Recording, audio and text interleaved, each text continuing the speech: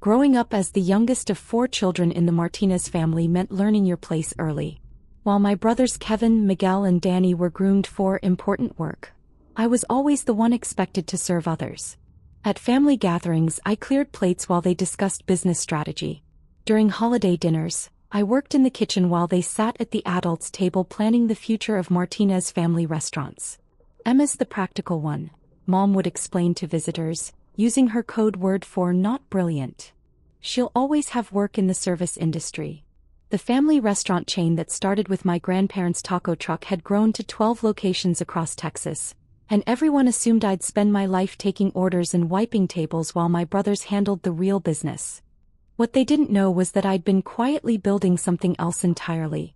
While they saw a community college graduate working double shifts, I'd actually been running a series of increasingly successful online ventures since age 16. My e-commerce platform for artisan crafts had been acquired for $2.3 million when I was 22. My food delivery app patent had been licensed to 3 major companies for $8.7 million. By 25, I controlled a network of investments worth over $40 million. But to my family, I was still just Emma the waitress who didn't understand real business. The breaking point came during our quarterly family meeting in January. Kevin had called everyone to discuss the major expansion he'd been planning for months, 5 new locations that would double our restaurant footprint. The conference room at our flagship location buzzed with excitement as my brothers spread architectural plans across the mahogany table. "This expansion represents the future of Martinez family restaurants," Kevin announced, adjusting his expensive tie. He'd positioned himself as the family business heir apparent after getting his MBA from UT Austin. "We're talking about $3.2 million in investment, but the projected returns are substantial." Miguel, our supposed financial genius with his accounting degree, nodded enthusiastically. "The numbers look solid. We can secure the funding through our existing credit lines and the cash reserves we've built up." Danny, the operations expert, pointed to locations on the map. "I've already scouted these sites. Prime real estate in growing neighborhoods. We could have all 5 locations operational within 18 months. I sat quietly in the corner, having learned long ago that my input wasn't welcome at these meetings. Officially, I was there because I held a small percentage of company stock, a token amount given to all family members when the business incorporated. What they didn't realize was that my small percentage had grown significantly over the years through careful acquisitions made through shell companies and trusts. Mom presided over the meeting like a corporate queen, her designer blazer and perfectly styled hair reflecting the success she credited entirely to her sons. "This expansion will cement our legacy," she declared. "Finally, we'll be competing with the major chains." Kevin pulled up detailed financial projections on his laptop. "The initial investment breaks down to $640,000 per location. We've got the real estate locked in, the contractors selected, and the equipment suppliers lined up. All we need is final approval to move forward." "What about market research?" I asked quietly, genuinely curious about their planning process. The room fell silent. Miguel rolled his eyes. "Emma, this isn't really your area of expertise."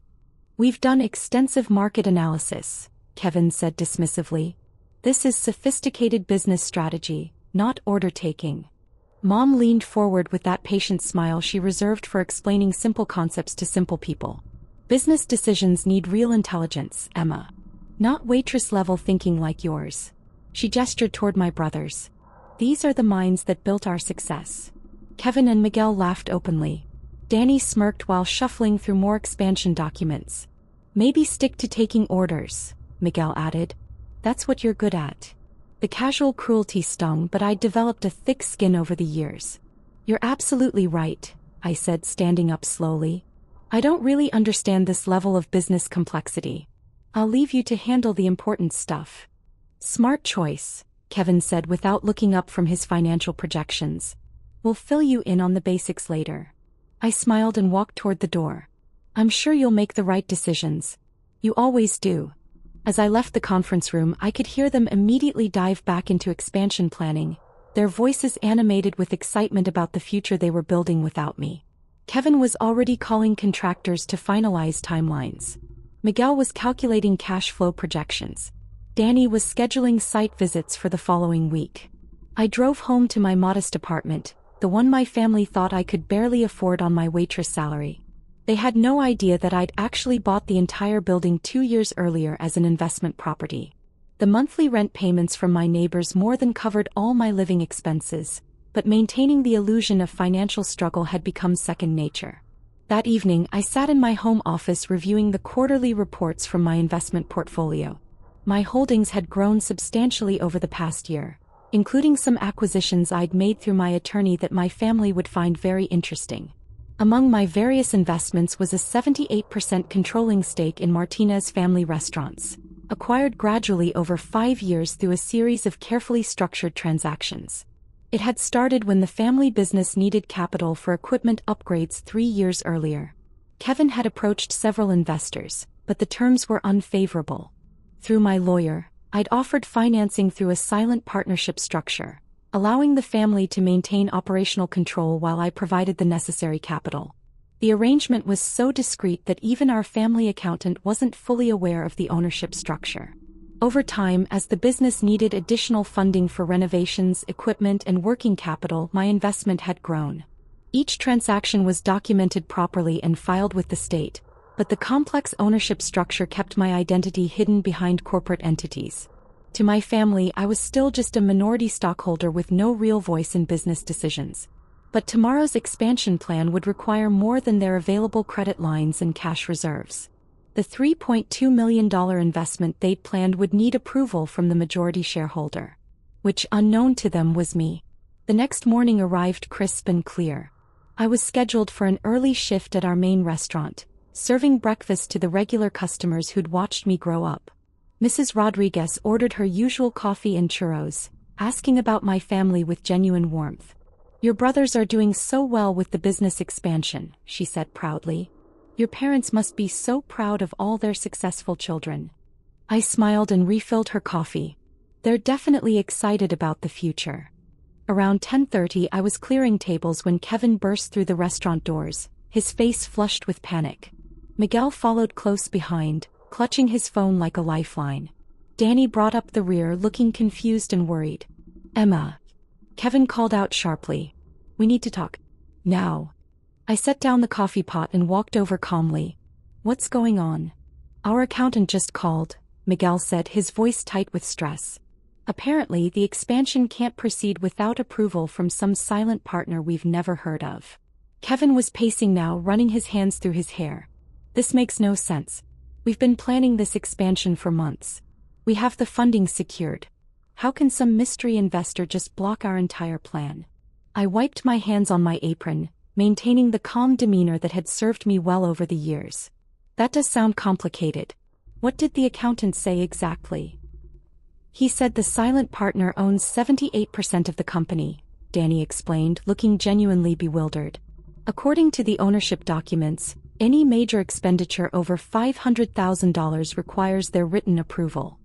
Kevin slammed his fist on the nearest table, making the salt and pepper shakers jump. "This is ridiculous. We built this business. We run every aspect of operations. How can some faceless investor have veto power over our decisions?" Miguel was scrolling frantically through his phone, probably trying to reach their lawyer. "The accountant said all the documentation is legitimate.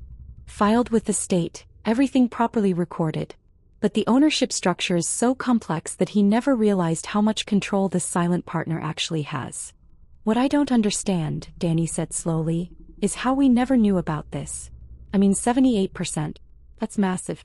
How does someone accumulate that much ownership without us knowing?" I continued wiping down tables, listening to their increasingly frantic discussion. "Maybe they need more information from your accountant? Sometimes these business structures are complicated." Kevin whirled around to face me, his frustration boiling over. "Emma, this is serious business crisis management. Can you please just focus on your tables and let us handle this?" "Of course," I said quietly. "I'm sure you'll figure it out." But their crisis was just beginning. Over the next hour, their phone calls multiplied. The lawyer confirmed that the ownership structure was legally binding. The bank explained that the loan approval was contingent on majority shareholder consent. The contractors wanted to know if they should proceed with site preparation or put everything on hold. Mom arrived around noon, her usual composed demeanor cracking under pressure. "This is a disaster," she announced, surveying her 3 sons huddled around their phones and laptops. 20 years building this business and some stranger can just shut down our growth? "We're trying to find out who this silent partner is," Kevin explained, his voice strained. "The lawyer says the ownership is held through multiple corporate entities and trusts. It could take days or weeks to trace back to the actual person." Miguel looked up from his laptop. The accountant found some of the original investment documents. "This person has been providing capital for years. Equipment purchases, renovations, working capital loans. Every time we needed funding, they provided it through these shell companies." "Well, obviously we need to contact them immediately," Mom declared. "They need to understand that this expansion is crucial for our family business. We'll explain the situation and get their approval." Danny shook his head. "The lawyer says all communication has to go through their corporate attorneys. We can't just call them directly. Everything has to be formal written requests." I continued my shift, serving lunch customers while my family's panic intensified around me. The irony wasn't lost on me. They'd spent the morning dismissing my intelligence, and now they were frantically trying to understand a business structure I'd carefully built over 5 years. Around 2 o'clock, I took my scheduled break and stepped outside to make a phone call. My corporate attorney, Margaret Chin, answered on the second ring. "Emma, I assume you're calling about the Martinez family restaurant situation?" "Yes. I think it's time to reveal the ownership structure. Can you set up a meeting for this afternoon?" "Absolutely. I'll call their lawyer and arrange for a conference at our office at 4 o'clock. Should I prepare the full disclosure documents?" "Everything. Ownership percentages, investment timeline, the complete financial picture. They want to understand who their silent partner is, so let's show them." Margaret's voice carried a hint of amusement. "This should be interesting. I'll have all the documentation ready." I returned to work for the rest of my shift, watching my family's stress levels rise as they fielded more calls from contractors, suppliers, and investors. Their confident expansion plans had crumbled in a matter of hours, replaced by the reality that they weren't actually in control of the business they thought they owned. At 3:30, I changed out of my uniform and into the professional attire I kept in my car for occasions like this. The transformation from waitress to businesswoman was something I'd perfected over the years, part of maintaining the careful balance between my public identity and my private success. Kevin looked surprised when he saw me approaching their table in business attire. "Emma, what are you doing?" "I'm coming to the meeting with your silent partner." Miguel frowned. "This isn't really something you need to be involved in. It's complicated business stuff." "I think I should be there," I said simply. "I might learn something." Mom sighed dramatically. "I suppose it won't hurt to have you observe. Maybe you'll finally understand how real business works." The drive to Margaret's law office was tense. Kevin drove while Miguel called ahead to confirm the meeting details. Danny reviewed their expansion plans one more time, hoping to present a compelling case to the mysterious investor. Mom practiced her speech about family legacy and business vision. Margaret's office occupied the top floor of downtown Austin's most prestigious business tower. The receptionist ushered us into a conference room with floor-to-ceiling windows overlooking the city. The polished mahogany table was surrounded by leather chairs, and the walls displayed Margaret's impressive collection of corporate law awards. "The silent partner should be here shortly," Margaret announced as she arranged documents around the table. "In the meantime, let me review the ownership structure that seems to have surprised you." She spread out a series of charts and legal documents. Martinez Family Restaurants is currently owned 78% by Estrella Holdings, 12% by the Martinez Family Trust, and 10% distributed among individual family members. Kevin studied the documents intently. "So Estrella Holdings is the silent partner that's been providing our funding?" "Correct. Estrella Holdings has invested approximately $12.8 million in the restaurant chain over the past 5 years, in exchange for majority ownership and operational oversight rights." Miguel looked confused. "But we've been running the business independently. No one from Estrella Holdings has ever interfered with our decisions." Margaret smiled. "The ownership structure allows for operational independence as long as major expenditures stay below $500,000. Your expansion plan exceeds that threshold, which triggers the approval requirement." Mom leaned forward, her business instincts kicking in despite her confusion. We need to understand who we're dealing with. Can you tell us about the principal of Estrella Holdings? She'll be here shortly to explain everything herself, Margaret said, checking her watch. In fact, she should be arriving right about now. The conference room door opened and I walked in carrying my briefcase and the coffee I'd picked up from the lobby cafe. Kevin blinked in confusion. Emma, did you get lost looking for the bathroom? I set my briefcase on the table and took the seat across from my family. Actually, I'm exactly where I need to be. Margaret began distributing documents to each family member. Let me introduce you to the principal and sole owner of Estrella Holdings, Emma Martinez. The silence that followed was profound. Miguel stared at the ownership documents in front of him, his mouth slightly open. Danny's expansion plans slipped from his fingers and scattered across the polished table. Mom's practiced composure cracked completely, her confident smile frozen in disbelief. Kevin was the first to find his voice, though it came out as more of a croak. This has to be a mistake. Margaret continued in her professional tone.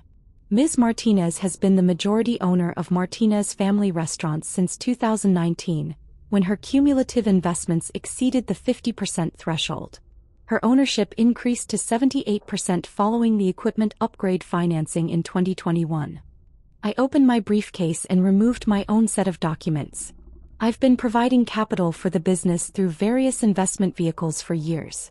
Every equipment purchase, every renovation, every time you needed working capital, that funding came from my companies. Miguel was frantically flipping through the legal documents. But you work as a waitress. You can barely afford rent.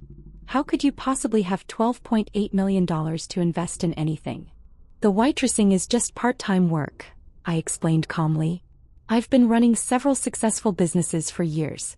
My investment portfolio generates more than enough income to support these ventures. Danny looked like he was trying to solve an impossible math problem. But you live in that tiny apartment. You drive a 10-year-old Honda. You work double shifts to make ends meet. The apartment building actually belongs to one of my real estate companies. The car is reliable and economical. And I work at the restaurant because I enjoy it, not because I need the money. Mom finally found her voice, though it was barely above a whisper.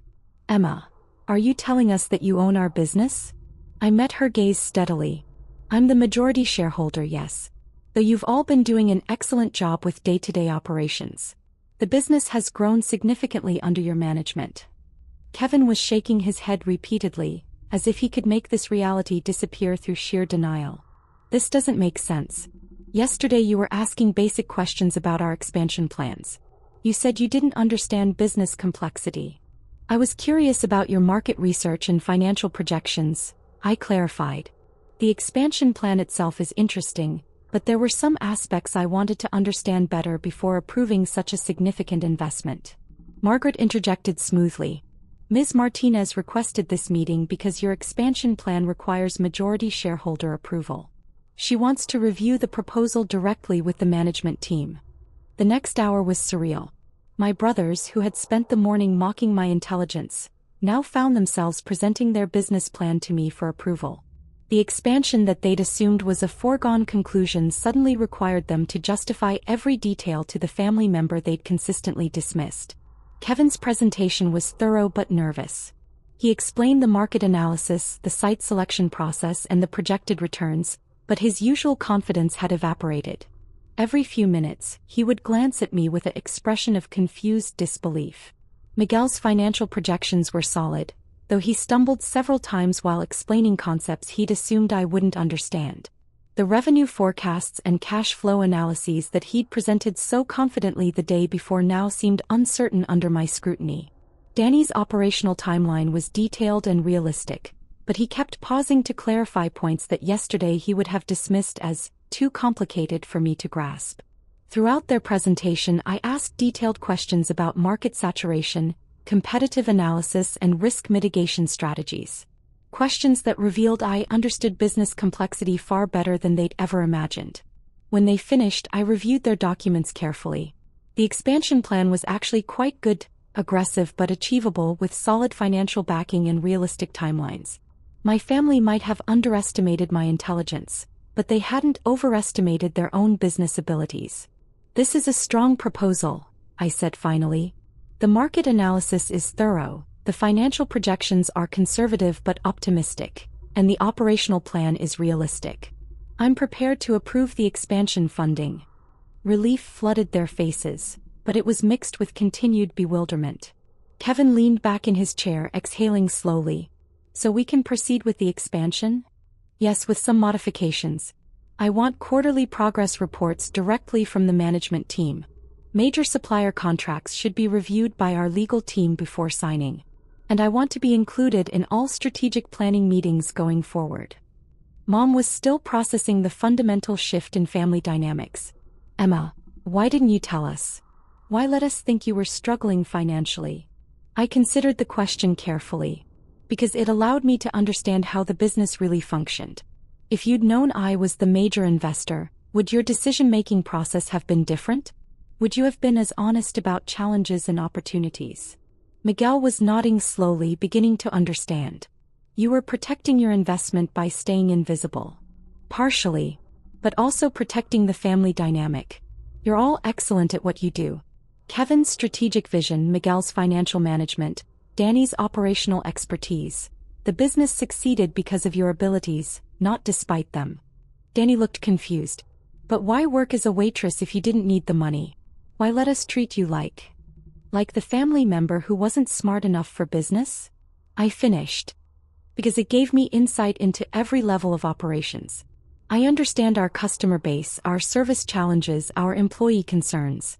That perspective is valuable for strategic decision-making."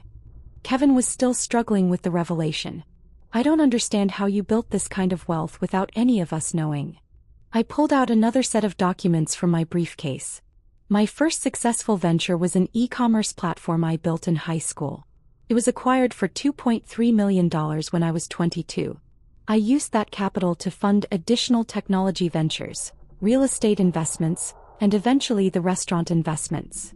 Margaret added, "Ms. Martinez has built a diversified portfolio worth approximately $43 million. The restaurant chain represents about 30% of her total holdings." The room fell silent again as my family absorbed this information. Yesterday's family hierarchy had been completely inverted. The daughter they'd dismissed as lacking intelligence was actually the most financially successful member of the family. The waitress they'd patronized was actually their boss. But the most shocking realization was still coming. Miguel was reviewing the ownership documents again when his expression changed. "Emma, according to these dates you became majority owner in 2019. That's 4 years ago." "Yes." Kevin's voice was tight. "You've been the controlling shareholder for 4 years and you never said anything? You let us make plans, set strategies, celebrate successes, thinking we were building our own business."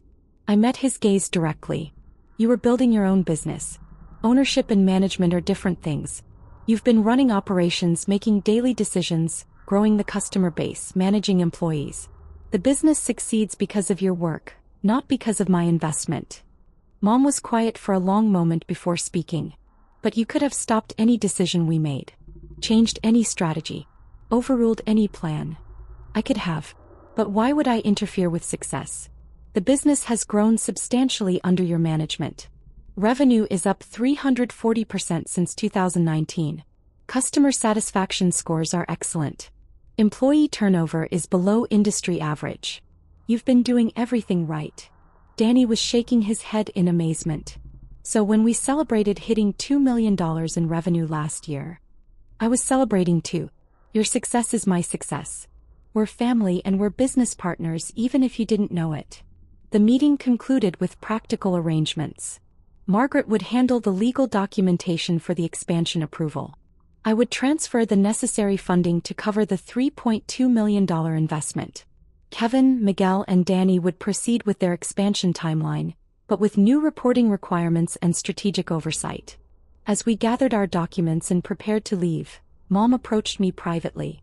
"Emma, I owe you an apology. We all do. The things we said yesterday, the way we've treated you over the years. We were wrong about so many things."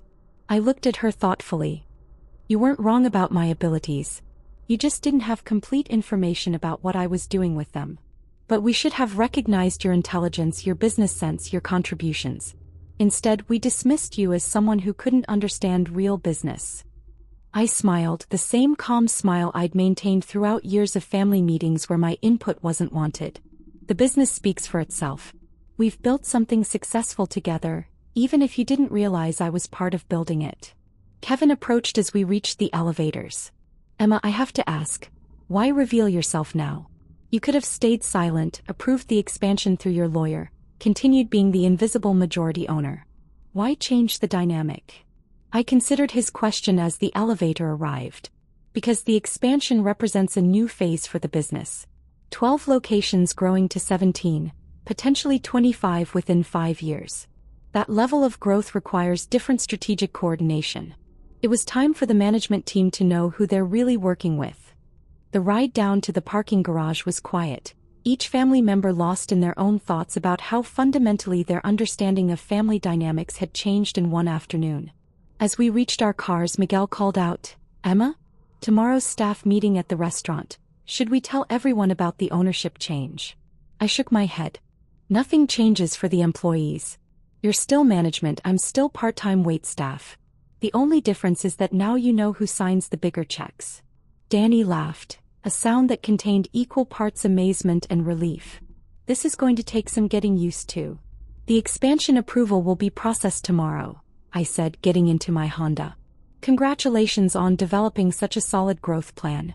I'm looking forward to seeing it succeed." As I drove home to my modest apartment that I actually owned, I reflected on the day's revelations. Tomorrow I would return to taking orders and serving coffee, but with a fundamental shift in family dynamics. My brothers would still run daily operations, but they would never again dismiss my intelligence or business acumen. Mom would still preside over family meetings, but she would never again assume that success belonged exclusively to her sons. The expansion would proceed as planned, funded by investments they now knew came from their sister.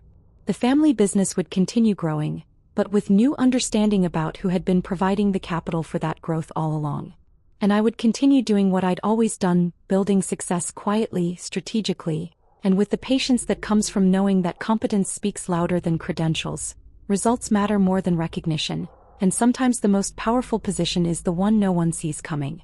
The next morning, I put on my waitress uniform and returned to work, serving coffee to customers who still saw me as the same Emma who had grown up taking orders. But now, when my family held their business meetings in the back room, they would never again assume that I didn't understand what real business looked like. Because I had built it.